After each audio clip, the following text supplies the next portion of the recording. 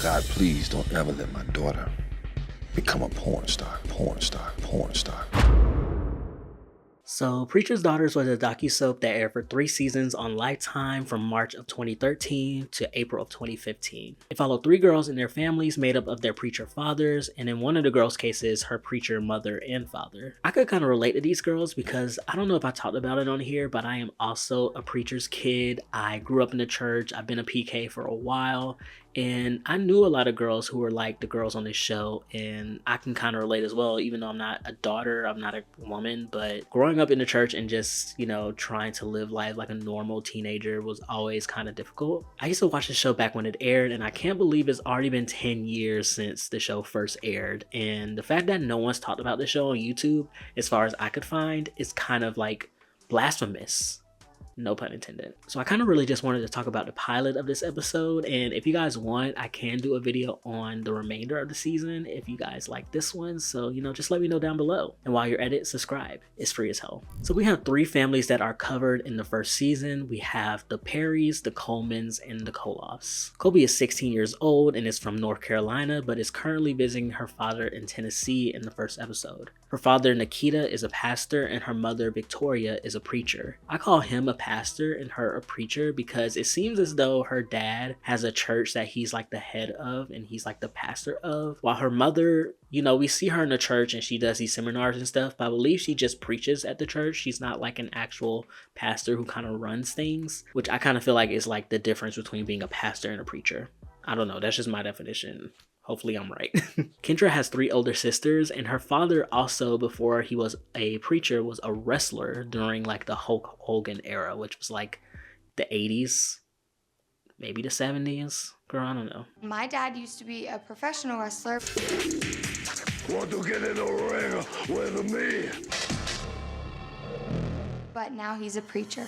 Next, we have Miss Taylor Coleman, who is a queen, an icon, a legend, and she is the moment. So let's get into her. Taylor is 17 and she is from Illinois. It is easy to see that she is like going to be the star of the series because her introduction in this episode is twice as long as Kolby's, and she's just a legend. Like, what else can I say?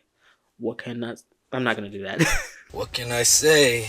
Her father, Ken, is a pastor, and her mother, Marie, is the first lady. Taylor also has 2 older sisters, but we only really see one, whose name is Kendra. We see her in the opening credits, and we see her a lot throughout the season, and I believe that's because Kendra and Taylor share the same mother and father, while Taylor's other sister has a different mother. And we found out later in the series that Taylor's dad got her mom pregnant and her other sister's mom pregnant at around the same time, which is so trifling, but also so common. So, yeah.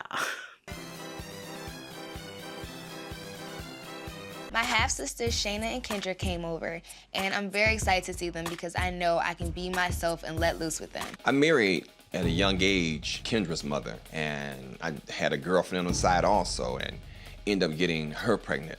But when you're young and you're not saved, you do stupid things, and that's what I did. Taylor is definitely the wildest girl of the bunch, as she admits in like the first 5 minutes of the episode that her alter ego is that of a porn star, which, hold your horses.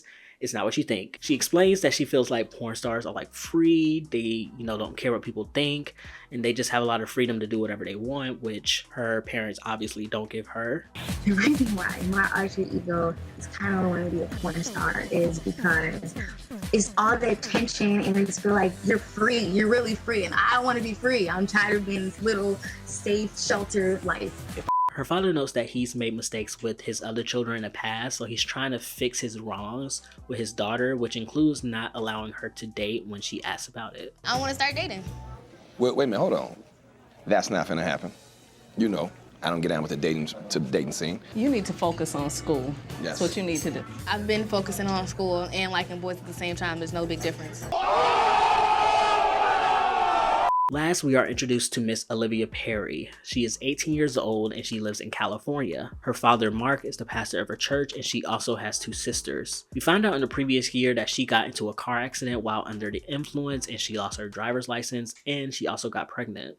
Last summer, I was partying a lot, driving on acid, sleeping around. And then one night, got in a car accident and got my license suspended. And then I got pregnant. that fits perfectly with the stereotype that, oh yeah, the pastor can't even control his own family. She was thinking about getting an abortion considering she was 17 years old and not really ready to be a mother. But of course, her super religious father wasn't with that, so she kept the baby, she had it, and her name is Eden. In the opening episode, she is graduating high school, and she's also dropping a bomb to her sisters that she is unsure of the paternity of her daughter because she had relations with 2 guys around the same time she got pregnant, and she's like trying to build up the courage to tell her parents. Her sisters kind of keep it cute when she like talks to them, but in her confessionals, they low-key shade her. My initial reaction was like, what kind of girl was she? Was she like known as like the slutty girl? So before we summarize each girl's main storylines in the first episode, I just want to talk about these transitions they do when they're going from family to family. So you know, like on the Real Housewives, when they're going from like cast member to cast member in the episode, they do a little pose and then it has their name at the bottom, and then it like, you know, does a little fade into the next scene with that, you know, cast member. They kind of have that in this show, but they're kind of scary looking. Like there's a one of Kolby where she holds a Bible and then she like just stares up and deadpans at the camera. But they have like different ones. They have like ones where they're like goofy, where they do like a little wink, or they like look real cute, or they like look really serious. And I wasn't really keeping up as much while watching, but I think they kind of matched the transition based on the tone of the following scene. So like if the following scene is kind of serious, they'll just look really serious in their transition. But if it's like a goofy scene, they'll be like, you know, looking a little cute, do a little hair flip or whatever. Like I just really want to talk about the transitions because I kind of forgot they existed before I watched the show again. And even though they kind of catch me off guard every time, I kind of like them. They're kind of camp. So now we're going to get into each of the girls' storylines in the first episode. And we're going to first talk about Olivia because she doesn't get as much in this episode and she's kind of the most boring one, but let's just get into her. Olivia sits down with her sisters and her parents with the intention on telling them about the paternity of her baby and how she's unsure about it. She starts off by telling them about this promise ring she has and how she plans on staying pure until she's married, but her father is not convinced. I'd like to say that I have no doubt that Olivia is going to stay the course, she's going to be pure, but I'm not certain. One of Olivia's older sisters admits to smoking weed and her parents kind of go into a tizzy. But in this episode, and you see it a lot more in the later episodes, like her parents are kind of scary. Like, you know how people get mad, but they're calm and it's like unsettling? That's what they give me. I've smoked weed a couple times since I moved, but... Really? I thought we weren't going to do that. Yeah. Because like I've told you in the past, it'd be good to kind of avoid certain people. Yeah. But, So they kind of like tear into her sister for smoking weed. And Olivia's like, well, I'm not going to tell them about, you know, not knowing the dad of my baby yet because they're going like this about her smoking weed. And my, you know, situation is a little bit bigger than that. So let me keep this to the chest for now because I ain't got time for that. So Olivia doesn't tell them just yet. But we do see later on when she finally does tell them, her dad is obviously not happy. And he kind of asks her like, oh, is there any other guys? Like, is there more guys you hooked up with around that time? Like in this very condescending tone that I did not like. I mean, how many guys are we talking about? it's just that one guy a long time ago that I told you guys about, and then the two of them. And that's pretty much Olivia in the first episode. Like I said, she doesn't really get as much in this first episode, but we do see a lot more of her later in the season. And like I said, her parents are very unsettling and they're kind of creepy. And their scenes always scare me because they're... I just don't like it. They give me the heebie-jeebies. Niggas give me heebie-jeebies. Next, let's talk about Kolby, who was definitely the most annoying of the 3 girls, but she is also 16 years old, so let's keep that in mind. Kolby is talking to her dad about possibly dating this boy named Micah, and her dad kind of gives her a mixed response. He's like, you know, I really don't think you should be dating right now, but also I feel like you need some experience, so girl, is it a yes or no? Am I opposed to you dating? No, I'm not opposed to you dating. Is it something I think you need to experience? No, honestly, no, I don't. Later, while Kolby and her sister are driving back to their mom's house, she's like really excited about dating Micah or whatever. And she also asks her sister about BJs and do you actually blow on it? Does a job? Do you actually like blow? Oh God. And then they simulate fellatio with a popsicle. So, you know, real cute to do with your 16-year-old sister on Preacher's Daughters. When they get back to her mom's house, Kolby brings up the fact that her dad gave her the okay to date. Her mom is not with it because she feels like she should be making the decisions as the mother and blah, blah, blah. And I did say Kolby is annoying, but her mom is who she gets it from. Kolby's mom is always on 10, like always doing the most. Like she has to be a Leo. Like she's always on edge. Like, girl, calm down. Like I don't like her mom. Did you say thank you, Daddy? But now I need to ask my mom because it's really up to my mom. Well, seeing as I don't really talk like that, I don't think I did. Her mom does agree to let her date, but she has to attend this sex seminar that she has at the church. Now, Kolby talks about how her mom is known as the sex lady because she talks about sex a lot. And she doesn't talk about sex in the way where it's like, you know, make sure you use protection and, you know, let's talk about the risks like STDs, pregnancy, things of that nature. She's more like, don't have sex until you're married because it'll change you if you do. And, you know, you have to stay pure and blah, blah, blah. The safest sex is to not have sex until you're married. That's her brand of sex education. Like, I mean, I'm not gonna pretend like I've never heard that before growing up in the church, but you know, it's always a little triggering, you know? Sex is awesome. In marriage, I'm talking oral sex, I'm talking finger sex, I'm talking backdoor sex. There's reasons why God says wait till marriage to have sex. It's to protect you. The only safe sex you can have is no sex till marriage. That's it. So Kolby attends the sex seminar, which means she can now go out with Micah, but Kolby's mom once again has, you know, a little string. You know, Kolby feels like she can go date, but her mom always like has the string and she pulls it out and she has like, oh, well, first you have to do this. Attend the sex seminar. Does that. Okay, well now you can go out with Micah, but I have to go with you. Girl, imagine going out on a date with your mother. Would you be happy with that? I doubt it. So Kolby and her mom are at this ice cream shop where they're meeting Micah, and Micah walks in and he is the most 2013 white boy. You think a 2013 white boy, Micah's in the dictionary, like give you like a...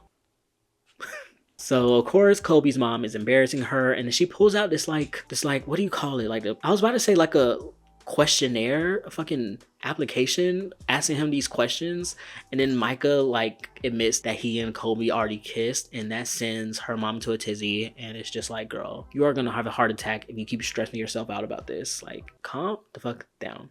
I have an application. Oh, wonderful. No, you don't. Yes, I do. In 50 words or less, explain what don't touch my daughter means. I have kissed her.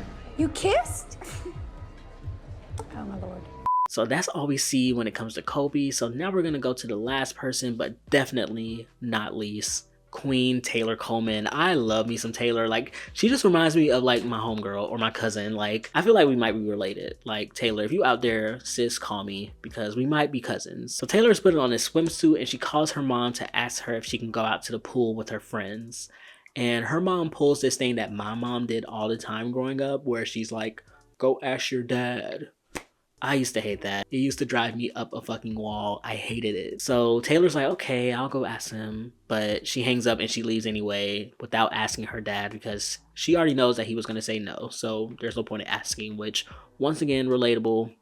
I used to do the same thing. Remember earlier when she asked her parents could she date and they said no? Well, of course she lied, because while she's at the pool with her friends, her ex-boyfriend pulls up. He invites her to a kickback that they are throwing, and side note, are the kids having kickbacks? Like, I feel like I have not heard the term kickback since like 2015. Like, are we still doing those? Do they call it something else now? If you were born like after 2000, let me know if y'all having kickbacks, because I need to know. Taylor talks about in her confessional why she and her ex-boyfriend broke up. Kardashian wants to have sex, but I made a vow that I wouldn't have sex before I'm married. And then he blames it on being high. Like I said, I told you I was waiting until I was married and you ain't want to wait. No, they ain't. You wasn't even talking about that. You was like, man, you trying to wait till you married, man? I ain't really feeling that, man. When?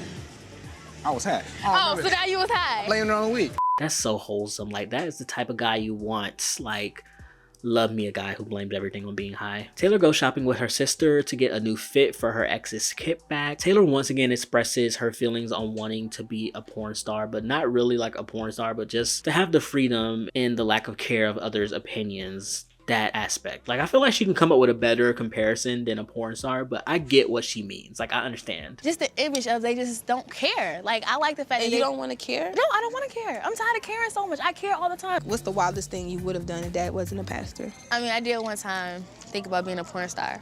Could you go a little less extreme? But, like, of course, I'm not gonna do it, Kendra. And honestly, I knew so many girls growing up who had these type of sentiments, and it just reminds me of why songs like Church Girl by Beyonce exists. Like, literally, Taylor is the reason why Beyonce made Church Girl. Taylor, I know this year or last year when Renaissance came out and Church Girl came on, she went into a full praise break because this was literally her life. Beyonce is so good. Taylor and her sister come home and Taylor shows her parents the dress that she bought, which of course they're not feeling because they feel like it's too revealing. But in this process, Taylor asks can she go to her friend's house when she's really going to this kickback that her ex is throwing. They say yes, and Taylor goes to try on this dress to show her parents. And while she's gone, her sister snitches on her, which is like some bitch made shit, like some real pig shit, like some ACAB shit. When we were like in the store, you know, she thinks that she actually fantasized about the porno lifestyle, thinking that, you know, they have more freedom and everything.